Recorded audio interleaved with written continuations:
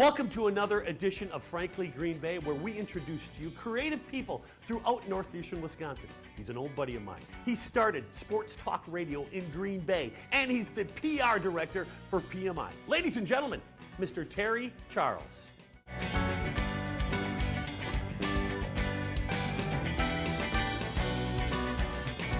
Terry, from radio to the golden ticket at PMI, tell me about being the PR director and how that transformed. Yeah, I've been blessed to having two careers that I absolutely love, spending 16 years in radio, and I thought, when I switch jobs, what can I do that's not going to be a stuffy desk job, you know? And I thought PR would be the natural progression.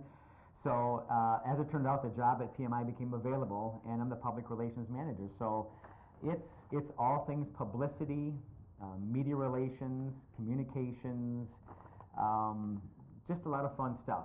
And anything that comes through these buildings, including the Meyer Theater, I'm responsible for and happily try to promote and get publicity for. TC, let me ask you another, Terry. Let me ask you another question. Now, you get to meet these stars that come to the Resch Center. Are you ever intimidated?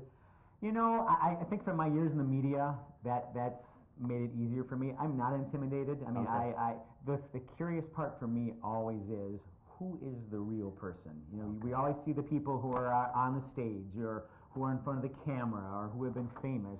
I always like to know who they are. So many a times when they come to town, I get to have them for the morning or for the day to take them on a publicity tour. Okay. So I get to meet the Tara Lipinskis, the Bella Carolis, the world famous gymnastic coach. You know, was the coach of Nadia Comaneci, and Carrie, was it Strug, the gal? I carried her off. I mean, we had a gymnastics event at the Resch Center, so he came to town to promote it like 2 weeks in advance. I had him for the entire day and had dinner with him to spend time with a legend of business, a world figure, you know, was very, very cool. Awesome. Did you get to meet Cher? I did not get to meet Cher. Well, yes, I did. Yes, you